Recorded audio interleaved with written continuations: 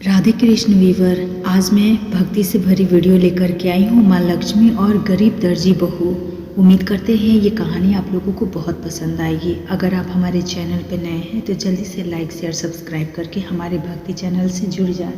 आइए कहानी को स्टार्ट करते हैं। एक गांव में सपना अपने पति रामचंद्र के साथ रहती थी। सपना की सास कलावती बहुत तेज थी। उसे सपना पसंद नहीं थी। एक दिन कलावती ने रामचंद्र से कहा, कलावती बेटा, तेरी बहू दिन भर केवल घर का काम करती है।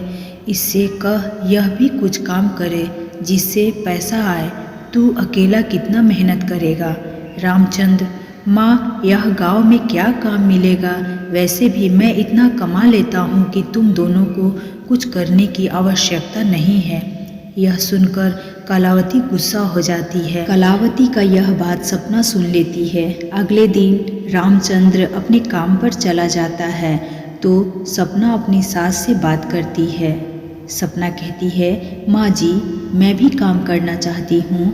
आप एक काम कीजिए, आस पड़ोसी की औरतों से कह दीजिए कि मैं सिलाई बहुत अच्छी करती हूँ। जिसे भी कपड़े सिलवाने हो मेरे से सिलवा ले। कलावती सारे गांव में कह देती है। धीरे धीरे घर पर सिलाई का काम आने लगता है। जितना भी काम आता था कलावती उसमें से चुपचाप आधे से ज़्यादा पैसा खुद ले लेती थी और थोड़े पैसे बहू को दे देती थी। सपना, माँ जी, इन कपड़ों को सीकर तो कुछ भी नहीं बचता। गांव वाले हमें नया जानकर कम पैसे देते हैं। जितने पैसे आते हैं वे तो इन्हीं कपड़ों में सीने में खर्च हो जाते हैं। सपना यह नहीं जानती थी कि उसकी सास बहुत ज़्यादा पैसे रखकर उसे थोड़े से पैसे देती है। कलावती, ठीक है, तू काम तो कर, नए नए काम में नुकसान उठाना पड़ता है, बाद में देखेंगे। सपना माँ लक्ष्मी की भक्त थी। वह दिन भर मेहनत के काम करती और रात में माँ लक्ष्मी की भक्ति करती। एक दिन सपना रात को माँ लक्ष्मी का ध्यान कर बैठी थी। तभी उसकी आंखों से आंसू बहने लगे। उसने माँ लक्ष्मी से कहा, माँ, मैं और मेरे पति दिन रात इतनी मेहनत करते हैं, फिर भी हमेशा हम परेशान रहते हैं। आप ही बताओ क्या करें। इस तरह बातें करते करते सपना सो जाती है और अगले दिन उठकर अपने काम में लग जाती है। अगले दिन जब सपना सिलाई कर रही होती है तभी एक छोटी सी लड़की उसके पास आती है। लड़की कहती है, क्या आप मेरे कपड़े सिल देंगी?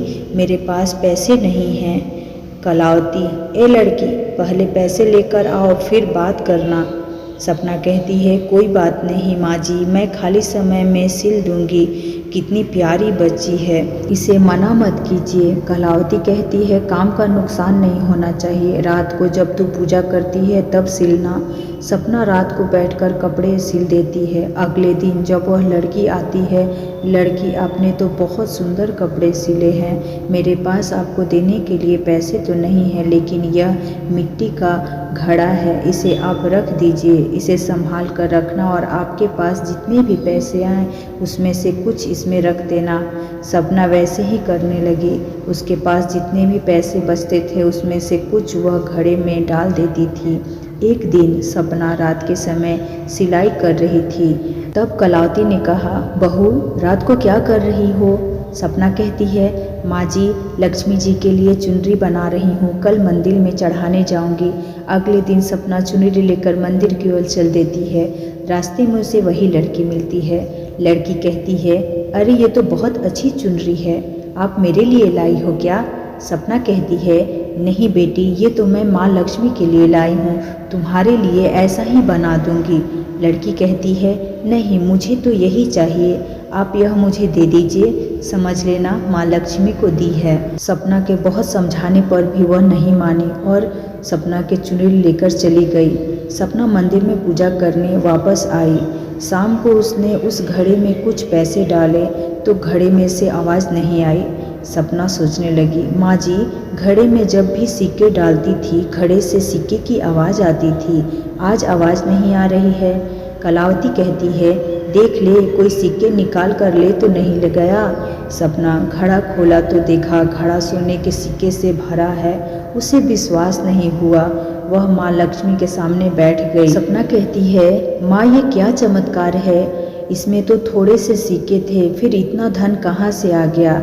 तभी सपना ने देखा माँ लक्ष्मी की मूर्ति में वही लड़की चुनरी ओढ़े दिखाई दी। सपना रोने लगी। कहा, सपना माँ, आप स्वयं मेरे घर आई हैं, मैं तो आपकी पहचान नहीं कर सकी, मुझे माफ़ कर दीजिए। इसके बाद सपना, उसके सास कलावती और रामचंद्र माँ लक्ष्मी की दिन रात पूजा करने लगे। सपना के सिलाई का काम अच्छा चलने लगा।